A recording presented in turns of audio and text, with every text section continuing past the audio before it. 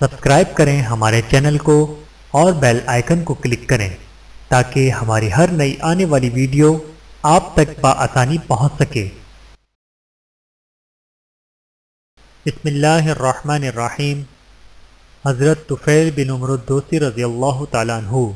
جزیرۃ العرب میں تہامہ نامی ایک مشہور علاقہ تھا جس کا کچھ حصہ آج کل حجاز سعودی عرب میں جبکہ دیگر کچھ حصہ ملک یمن میں ہے۔ وہاں دوست نامی ایک قبیلہ آباد تھا جس کی طاقت اور شان و شوکت کے بڑے چرچے تھے۔ طفیل بن عمرو نامی شخص اس طاقتور ترین قبیلے کا سردار تھا۔ نیز یہ کہ زمانہ جاہلیت میں عرب معاشرے میں جو بڑے بڑے نامی گرامی شرفا تھے جن کی سخاوت و فیاضی، مہمان نوازی اور شجاعت و بہادری کے بڑے چرچے تھے اور اسی بنا پر انہیں انتہائی عزت و احترام کی نگاہ سے دیکھا جاتا تھا، انہی میں طفیل کا شمار ہوتا تھا۔ طفیل کی سخاوت و فیاضی اور مہمان نوازی کا یہ عالم تھا کہ اس کے گھر میں چولہا کبھی نہیں بجھتا تھا، دروازہ کبھی بند نہیں کیا جاتا تھا، رات ہو یا دن ہر ایک کے لیے ہر وقت اس کے گھر کا دروازہ کھلا رہتا تھا اور دسترخوان سجا رہتا تھا۔ مزید یہ کہ وہ بہت ہی فصیح و بلیغ قسم کا ادیب، خوش بیان شاعر، شعلہ انگیز خطیب، نیز بہت ہی باذوق، سمجھدار اور دانشور قسم کا سلجھا ہوا انسان تھا۔ ایک بار طفیل بیت اللہ کی زیارت کے غرض سے اپنے علاقے تہامہ سے مکے کی جانب روانہ ہوا۔ یہ ان دنوں کی بات ہے جب مکے میں رسول اللہ صلی اللہ علیہ وآلہ وسلم اور مشرکین کے مابین کشمکش خوب عروج پر تھی۔ آپ شب و روز اور صبح و شام بستی بستی نگری نگری گھوم پھر کر اللہ کے دین کی طرف دعوت دینے میں مشغول و منہمک تھے، اور اس مبارک فریضے کی انجام دہی میں آپ صلی اللہ علیہ وآلہ وسلم کا ہتھیار تھا اللہ پر توکل و ایمان، جبکہ مشرکین مکہ اپنی تمام تر قوت توانائی کے ساتھ آپ کا راستہ روکنے پر تلے ہوئے تھے، اور اس مذموم ناپاک مقصد کی خاطر ان کا ہتھیار تھا طاقت و قوت، زور و زبردستی، دھونس اور دھمکی۔ ایسی صورتحال میں جب سرداران قریش کو طاقتور قبیلے دوست کے سردار کی تہامہ سے مکہ آمد کی اطلاع ملی تو انہوں نے اس کا دل جیتنے نیز اسے رسول اللہ صلی اللہ علیہ وآلہ وسلم سے دور رکھنے کی خاطر نہایت گرم جوشی کے ساتھ اور خوب پرتپاک طریقے سے اس کا استقبال کیا،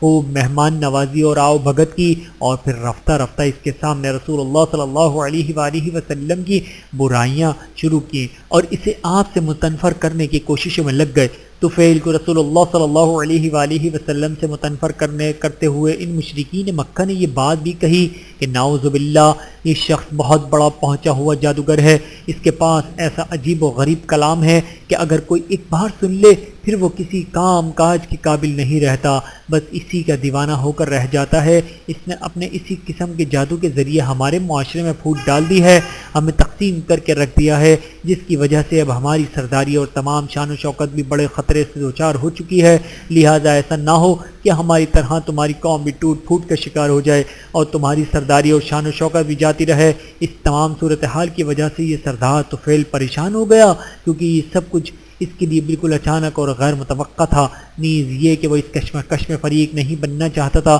جبکہ مشرکین مکہ اسے مسلسل خوف زدہ کرتے ہی رہے۔ آخر طفیل نے یہ فیصلہ کر لیا کہ وہ کسی صورت اس شخص یعنی رسول اللہ صلی اللہ علیہ وآلہ وسلم سے ملاقات نہیں کرے گا، نہ ان کی کوئی گفتگو سنے گا، نہ ہی ان سے کوئی بات چیت کرے گا، ہر قیمت پر اور بہر صورت ان سے دور ہی رہے گا۔ اسی سلسلے میں سرداران قریش کی طرف سے طفیل کو رسول اللہ صلی اللہ علیہ وآلہ وسلم سے خوف زدہ کرنے کی غرض سے خبردار کیا گیا تھا کہ آپ اکثر و بیشتر بیت اللہ کے قریب ہی نظر آیا کرتے ہیں، لہٰذا وہاں خاص احتیاط برتنا ضروری ہے۔ چنانچہ طفیل جب بیت اللہ کی زیارت کے لیے روانہ ہونے لگا تو احتیاطی تدبیر کے طور پر اپنے کانوں میں روئی ٹھونس لی تاکہ وہاں محمد صلی اللہ علیہ وآلہ وسلم اگر موجود ہوئے تو ان کی آواز یا ان کی کوئی بات اس کی سماعت سے نہ ٹکرانے پائے گی، اور اس طرح یہ اس جادو سے محفوظ رہ سکے گا جس سے اسے خوب خوف زدہ کیا گیا۔ بیت اللہ کے قریب پہنچنے کے بعد جو صورتحال پیش آئی وہ خود طفیل نے بعد میں اپنی زبان یوں بیان کی: میں نے بیت اللہ کے قریب ایک شخص کو کھڑے دیکھا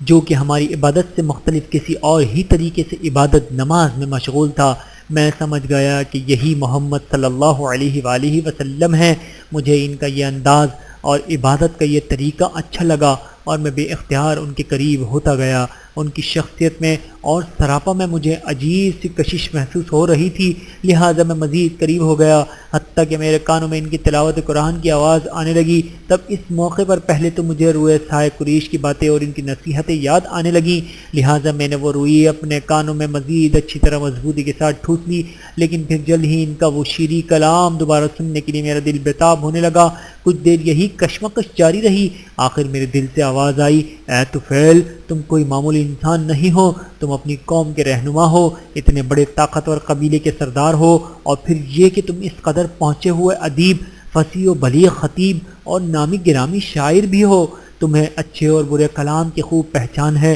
تو پھر یہ عجیب حرکت کیوں کر رہے ہو کہ اپنے کانوں میں روئی ٹھوس رکھی ہے؟ تمہیں کس بات کا ڈر ہے؟ تمہیں یہ کلام سن لینا چاہیے، اگر یہ کلام اچھا ہوا تو اپنا لینا، برا ہوا تو چھوڑ دینا۔ دل کی آواز اور ضمیر کی یہ پکارنے سننے کے بعد طفیل نے اپنے کانوں سے وہی روئی نکال پھینکی، اور تب خوب جی بھر کر رسول اللہ صلی اللہ علیہ وآلہ وسلم کی زبانی اللہ عز و جل کا مبارک و مقدس کلام سنا۔ دل کی دنیا بدلنے لگی، کفر و شرک اور معیشت و ضلالت کی تاریکیاں چھٹنے لگی، اور تب دل میں فوری اور پختہ عزم کر لیا کہ ضرور بضرور رسول اللہ صلی اللہ علیہ وآلہ وسلم سے ملاقات کرنی ہے، لیکن اس وقت سرداران قریش کی موجودگی میں یہ مناسب نہیں سمجھا۔ البتہ بعد میں بہت جلد ہی رسول اللہ صلی اللہ علیہ وآلہ وسلم کے گھر میں حاضر ہو کر وہاں شرف ملاقات حاصل کیا، آمد کا مقصد بیان کیا، تمام ماجرا کہہ سنایا۔ تب رسول اللہ صلی اللہ علیہ وآلہ وسلم نے بھی انہیں کچھ سنایا، ایسا کلام سنایا جس کی تاثیر اور جس کی حلاوت طفیل کے دل میں بہت دور گہرائیوں میں پیوست ہوتی چلی گئی، اور وہ کلام تھا، قل هو اللہ احد اللہ الصمد لم یلد ولم یولد ولم یکن له کفوا احد۔ سورۃ الاخلاص۔ ترجمہ، کہہ دو کہ اللہ ایک ہے، اللہ بے نیاز ہے، نہ اس کی کوئی اولاد ہے، نہ وہ خود کسی کی اولاد ہے، اور نہ ہی کوئی اس کا ہمسر ہے۔ رسول اللہ صلی اللہ علیہ وآلہ وسلم کی زبان مبارک سے یہ کلام الہی سننے کے بعد طفیل زار و قطار رونے لگا، اور پھر کلمہ حق اشہد ان لا الہ الا اللہ و اشہد ان محمد رسول اللہ پڑھتے ہوئے دین برحق قبول کیا، نیز نبی برحق صلی اللہ علیہ وآلہ وسلم کے دست مبارک پر بیعت کی، اور یوں تہامہ میں آباد مشہور و معروف اور طاقتور ترین قبیلے دوست کا یہ سردار طفیل اب رسول اللہ صلی اللہ علیہ وآلہ وسلم کے جلیل القدر صحابی حضرت طفیل بن عمر الدوسی رضی اللہ تعالیٰ عنہ بن گئے۔ قبول اسلام کے بعد حضرت طفیل رضی اللہ تعالیٰ عنہ کچھ عرصے مکے میں مقیم رہے۔ اس دوران رسول اللہ صلی اللہ علیہ وآلہ وسلم کی خدمت میں حاضر ہو کر اللہ کا دین سیکھتے رہے، نیز کچھ قرآن کریم بھی حفظ کیا، اور جب مکے سے واپس اپنے علاقے تہامہ کی جانب روانہ ہونے لگے تو عرض کیا کہ اے اللہ کے رسول، میں اپنے قبیلے کا سردار ہوں، وہاں میری اطاعت کی جاتی ہے، اس لیے میں وہاں پہنچنے کے بعد ان لوگوں کو دین اسلام کی طرف دعوت دوں گا، لہٰذا آپ سے میری گزارش ہے کہ آپ اللہ سے میرے لیے دعا فرمائیے کہ اللہ مجھے کوئی نشانی عطا فرمائے، تاکہ جب میں اپنی قوم کو دین اسلام کی طرف دعوت دوں تو اس موقع پر میں انہیں اس دین کی حقانیت یا صداقت کی کوئی نشانی بھی دکھا سکوں۔ تب رسول اللہ صلی اللہ علیہ وآلہ وسلم نے دعا فرمائی، اے اللہ تو اسے کوئی نشانی عطا فرما، اور پھر رسول اللہ صلی اللہ علیہ وآلہ وسلم سے الوداعی ملاقات کے بعد حضرت طفیل رضی اللہ تعالیٰ عنہ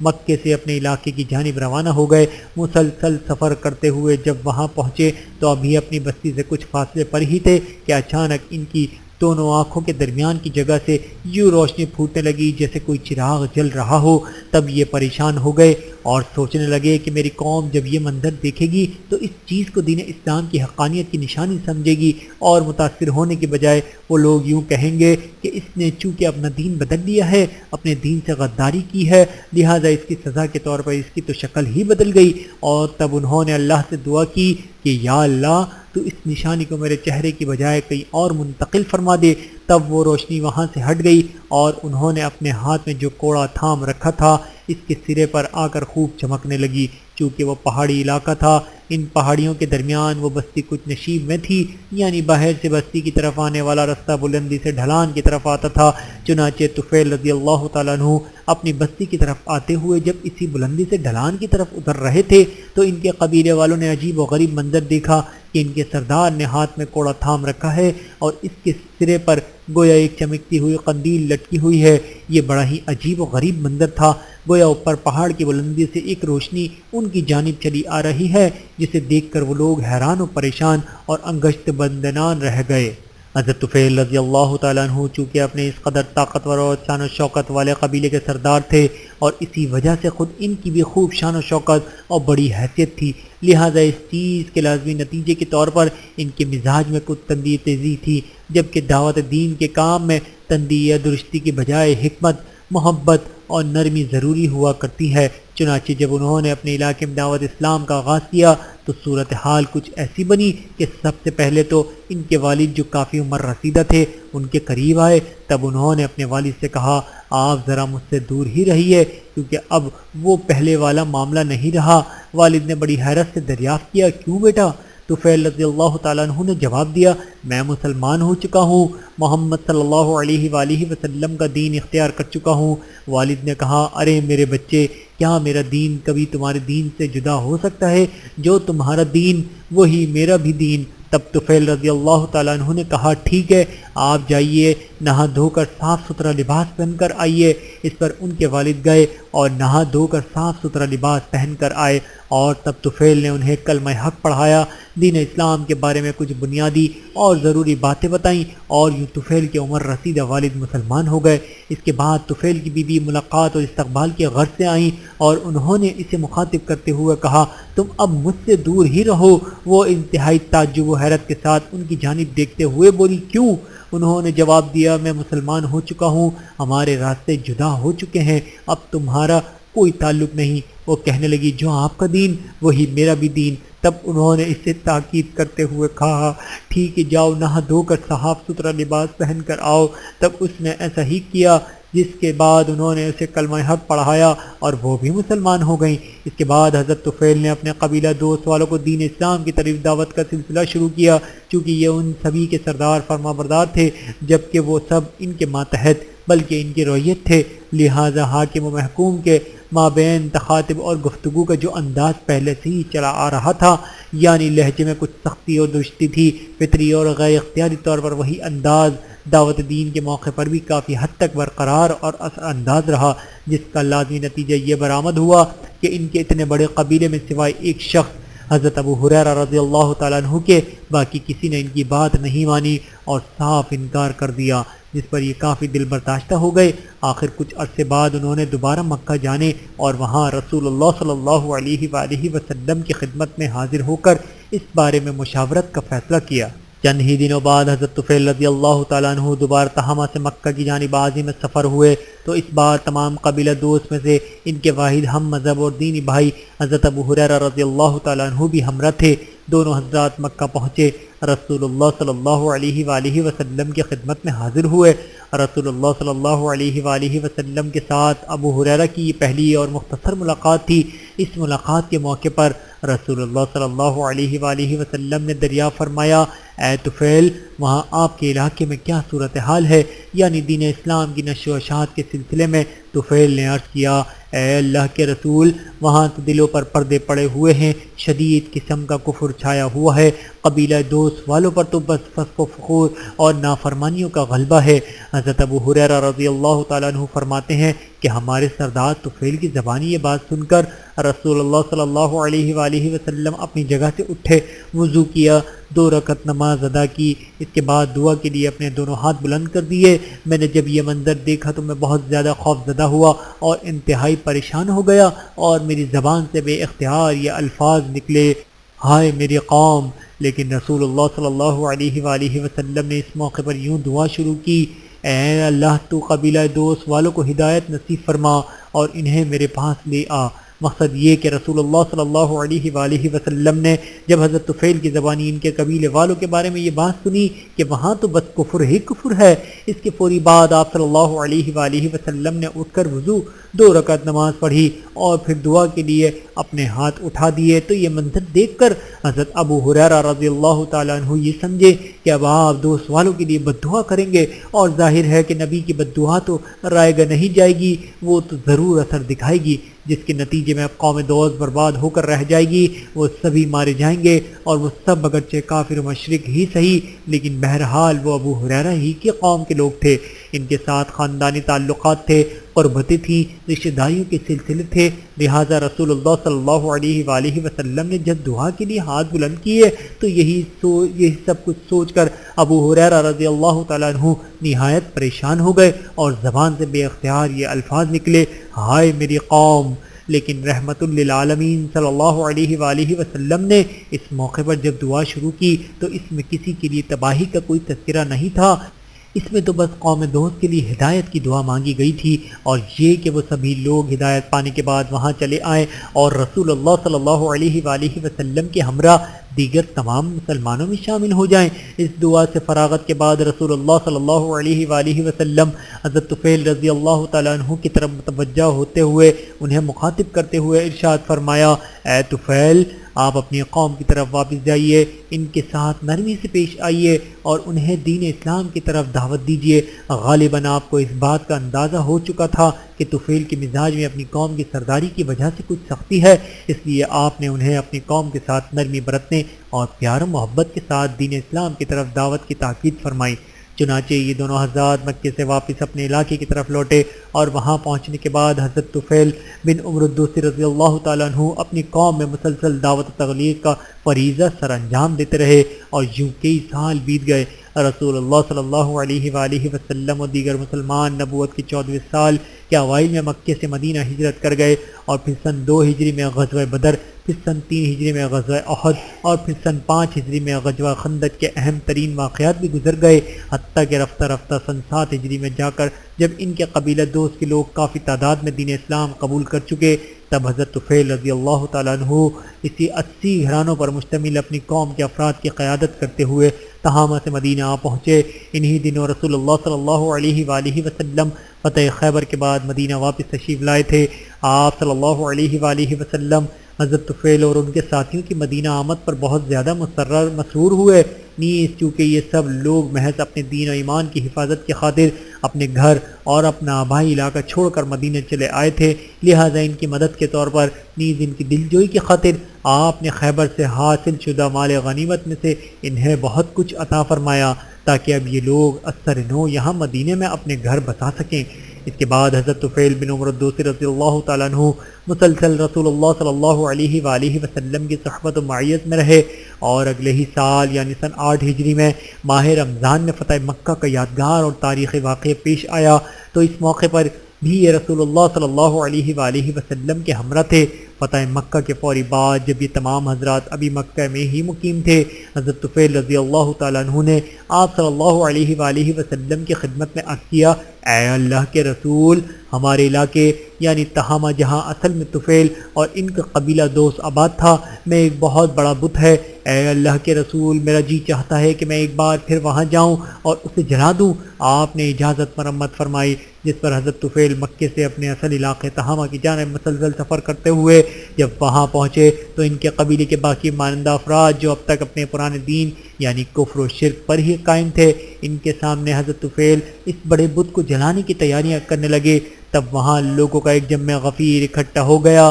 مرد، عورتیں، بچے، چھوٹے بڑے سبھی نہایت بے چینی کے ساتھ انتظار کرنے لگے اور آپس میں یوں چیمہ گوئیاں کرنے لگے کہ بس ابھی ہمارے اس بڑے بت کا غضب طفیل پر نازل ہونے ہی والا ہے، بس اب تھوڑی ہی دیر میں یہ شخص ہماری آنکھوں کے سامنے جل کر راکھ ہو جائے گا، برباد ہو جائے گا۔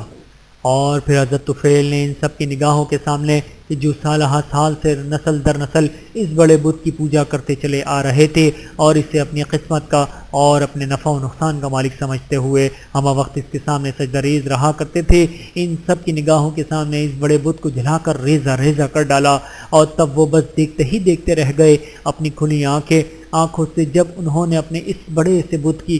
یہ بے بسی دیکھی کہ یہ تو خود اپنی حفاظت بھی نہیں کر سکتا، تب وہ سب فوج در فوج مسلمان ہو گئے، اور یوں حضرت طفیل بن عمرو الدوسی رضی اللہ تعالیٰ عنہ کے ہاتھوں جب وہ بڑا بت جلا تو اس کے ساتھ ہی اس علاقے میں کفر و شرک کے باقی ماندہ ساتھ بھی ہمیشہ کے لیے جل کر نیست و نابود ہو گئے اور ان کا نام و نشان مٹ گیا۔ اس کے بعد حضرت طفیل رضی اللہ تعالیٰ عنہ واپس مدینہ لوٹ آئے، زندگی کا سفر پھر رواں دواں ہو گیا، نہایت ذوق و شوق اور اہتمام و التزام کے ساتھ رسول اللہ صلی اللہ علیہ وآلہ وسلم کی صحبت و معیت سے مستفید و مستفیض ہوتے رہے، حتیٰ کہ آپ صلی اللہ علیہ وآلہ وسلم کا مبارک دور گزر گیا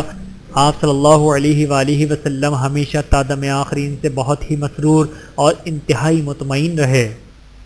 حضرت طفیل بن عمر الدوسی رضی اللہ تعالیٰ عنہ عہد نبوی کے بعد رسول اللہ صلی اللہ علیہ وآلہ وسلم کا مبارک دور گزر جانے کے بعد خلیفہ اول حضرت ابوبکر صدیق رضی اللہ تعالیٰ عنہ کا دور خلافت آیا تو حضرت طفیل رضی اللہ تعالیٰ عنہ نے خود اپنے آپ کو، اپنی تلوار کو، نیز اپنے جوان سال بیٹے عمروں کو رسول اللہ صلی اللہ علیہ وآلہ وسلم کے اولین جانشین کی خدمت میں پیش کرتے ہوئے اپنا یہ سبھی کچھ اللہ کے دین کی خدمت اور سربلندی کے لیے وقف کر دیا۔ رسول اللہ صلی اللہ علیہ وآلہ وسلم کی اس جہان فانی سے رحلت کے فوری بعد بیک وقت بہت سے فتنوں نے سر اٹھایا۔ مانعین زکوٰۃ کا فتنہ، مرتدین کا فتنہ، جھوٹے مدیان نبوت کا فتنہ وغیرہ وغیرہ۔ الغرض اندرونی سازش اور بیرونی الغاروں کا ایک لامتناہی سلسلہ تھا۔ رسول اللہ صلی اللہ علیہ وآلہ وسلم کے اولین جانشین اور مسلمانوں کے خلیفہ اول کی حیثیت سے ان تماتر فتنوں کی سرکوبی اور بیچ کی ذمہ داری حضرت ابوبکر صدیق رضی اللہ تعالیٰ عنہ کے کندھوں پر آ پڑی تھی، جسے انہوں نے بڑی ہی عزمیت، استقامت اور بے مثال شجاعت و بہادری کے ساتھ بحسن خوبی نبھایا اور تمام فتنوں کا قلع قمع کیا، اور اس مقصد کے لیے متعدد بڑی جنگوں کی نوبت آئی۔ ان تمام جنگوں کے موقع پر حضرت طفیل رضی اللہ تعالیٰ عنہ اپنے جوان سال بیٹے عمرو بن طفیل سمیت خوب جوش و جذبے کے ساتھ شریک رہے اور ہمیشہ پیش رہے۔ انہی دنوں یعنی سن 11 ہجری میں ان جھوٹے مدیان نبوت میں سے بالخصوص مسلمہ نے اپنے علاقے یمامہ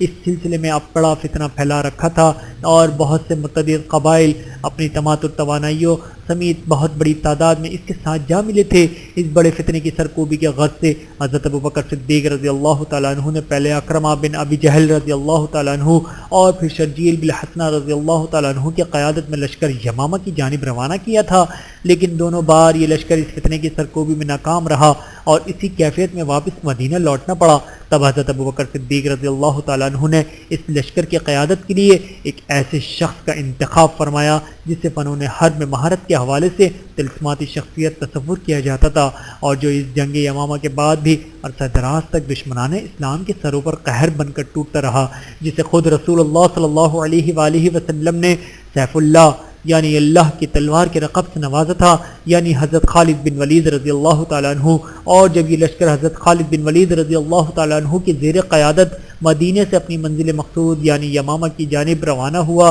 تو اس لشکر میں حضرت طفیل رضی اللہ تعالیٰ عنہ اپنے جوان سال بیٹے عمر سمیت شریک تھے۔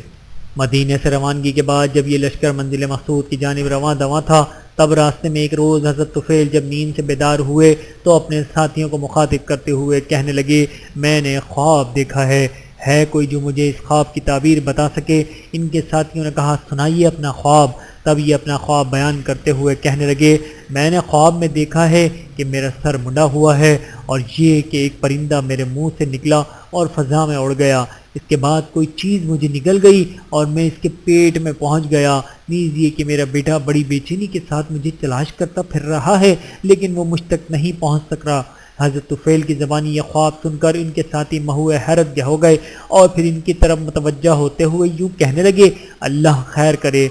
تب قدر توقف کے بعد حضرت طفیل نے کہا، میں نے اپنے اس خواب کی تعبیر جان لی ہے، میرے منڈے ہوئے سر کا مطلب یہ ہے کہ عنقریب اس جنگ میں میرا سر کٹ جائے گا۔ جو پرندہ میرے منہ سے نکلا اور فضا میں اڑ گیا، اس کا مطلب یہ ہے کہ میری روح میرے جسم سے نکل کر پرواز کر جائے گی۔ کسی چیز نے مجھے نگل لیا، میں اس کے پیٹ میں جا پہنچا، اس کا مطلب یہ ہے کہ میں قبر میں جا پہنچوں گا، لہٰذا مجھے امید ہے کہ میں اس جنگ کے موقع پر شہید ہو جاؤں گا۔ اور میں یہ جو دیکھا کہ میرا بیٹا مجھے تلاش کرتا پھر رہا ہے لیکن وہ مجھ سے پہنچ نہیں سک رہا، اس کا مطلب یہ ہے کہ جس طرح مجھے اس جنگ کے موقع پر شہادت نصیب ہوگی اسی طرح وہ بھی شہادت کی آرزو کرے گا، لیکن اس کی یہ خواہش فی الحال پوری نہیں ہوگی، البتہ بعد میں کسی اور موقع پر اس کی یہ خواہش پوری ہو جائے گی، تب اللہ اسے مجھ سے ملا دے گا۔ اس کے بعد یہ لشکر مسلسل سفر کرتا رہا۔ جب یمامہ پہنچا تو وہاں بڑی ہولناک قسم کی جنگ کی نوبت آئی۔ یہی وہ جنگ تھی جس میں 1000 سے زائد جو صحابہ کرام رضوان اللہ علیہم اجمعین شہید ہوئے تھے،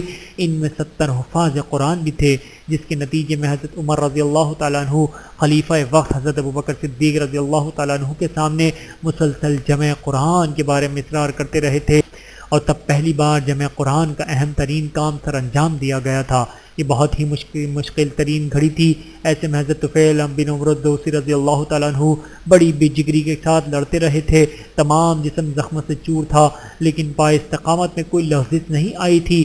آخری سانس تک میدان کاراز میں بڑی بہادری کے ساتھ ڈٹے رہے تھے۔ آخر مسلسل لڑتے لڑتے شہید ہو گئے تھے، جبکہ ان کا جوان سال بیٹا عمرو بن طفیل بھی اس موقع پر اپنے بہادر باپ کی طرح بڑی بہادری اور انتہائی ثابت قدمی کے ساتھ لڑتا رہا۔ تمام جسم بری طرح چھلنی اور چور چور ہو گیا، دایاں ہاتھ کٹ کر جسم سے الگ ہو گیا، یمامہ کے میدان کاراز میں کہیں گر گیا اور پھر ہمیشہ کے لیے بس وہیں رہ گیا۔ یوں زخموں سے چور اور نڈھال طفیل کا جوان سال بیٹا عمرو اس جنگ کے خاتمے پر جب وہاں سے واپس لوٹنے لگا تو کیفیت یہی تھی کہ اپنے مشفق و مہربان باپ کو نیز اپنے کٹے ہوئے ہاتھ کو ہمیشہ کے لیے وہیں یمامہ کے میدان میں چھوڑ کر بوجھل قدموں کے ساتھ مدینے کی جانب روانہ ہو گیا۔ اور پھر خلیفہ اول حضرت ابوبکر صدیق رضی اللہ تعالیٰ عنہ کا زمانہ خلافت گزر گیا اور خلیفہ دوم حضرت عمر رضی اللہ تعالیٰ عنہ کا زمانہ خلافت آیا۔ تب ایک بار حضرت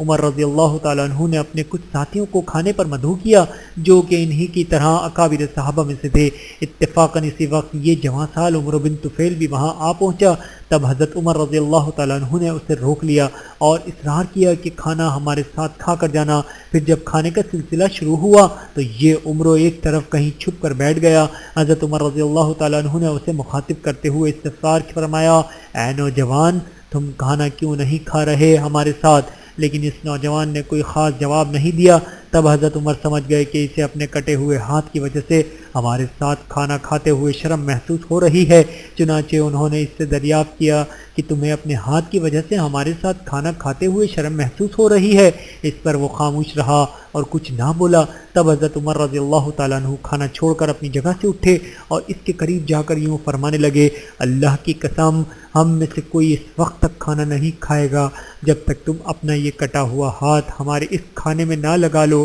کیونکہ یہ ہاتھ تو اللہ کی راہ میں کٹا ہے۔ لیکن اس کے باوجود وہ نوجوان پس و پیش کا اور تردد کا شکار رہا، جبکہ حضرت عمر رضی اللہ تعالیٰ عنہ اصرار کرتے رہے۔ آخر اس نوجوان نے اپنا وہ ہاتھ اس کھانے میں لگایا۔ اس دور میں ایک ہی بڑا برتن ہوا کرتا تھا جس میں سبھی ایک ساتھ کھانا کھایا کرتے تھے۔ تب اس نوجوان نے اور ساتھ ہی خلیفہ وقت حضرت عمر رضی اللہ تعالیٰ عنہ نے دیگر تمام افراد نے کھانا کھایا۔ وقت کا سفر جاری رہا۔ یہ نوجوان عمرو بن طفیل اپنے عظیم باپ طفیل بن عمرو کی طرح ہمیشہ اللہ کی راہ میں شہادت کا متمنی کا منتظر رہا۔ آخر سن 15 ہجری میں حضرت خالد بن ولید رضی اللہ تعالیٰ عنہ کی زیر قیادت مسلمانوں اور رومیوں کے مابین یرموک کے مقام پر بہت ہی یادگار اور تاریخی جنگ لڑی گئی، جس کے نتیجے میں سلطنت روم کا زمانہ عروج ہمیشہ کے لیے زوال پذیر ہو گیا۔ اس جنگ کے موقع پر یہ نوجوان عمرو بن طفیل بن عمر الدوسی انتہائی بہادری اور بے جگری کے ساتھ لڑتا ہوا شہید ہو گیا، اور یوں عظیم باپ کا یہ عظیم بیٹا اپنے باپ کے نقش قدم پر چلتے ہوئے اس سے جا ملا۔ اللہ اپنی رحمت نازل فرمائے اپنے اس بندے طفیل پر بھی اور اس کے بیٹے عمرو پر بھی۔ نیز اللہ ہمیں جنت الفردوس میں اپنے حبیب صلی اللہ علیہ وآلہ وسلم اور تمام صحابہ کرام رضوان اللہ علیہم اجمعین کی صحبت و معیت کی شرف سے نوازے، آمین ثم آمین۔ ربنا تقبل منا انک انت السمیع العلیم وتب علینا انک انت التواب الرحیم، وآخر دعوانا ان الحمد للہ رب العالمین۔ ویڈیو دیکھنے کا بہت شکریہ۔ مزید ویڈیوز دیکھنے کے لیے ہمارے چینل کو سبسکرائب کریں۔ اگر ویڈیو پسند آئے تو لائک کریں۔ اچھی بات کو دوسروں تک پہنچانا صدقہ جاریہ ہے۔ جزاکم اللہ خیرا کثیرا۔ اپنا اور اپنے پیاروں کا بہت زیادہ خیال رکھیے گا اور مجھے دعاؤں میں یاد رکھیے گا۔ Take care. اللہ حافظ۔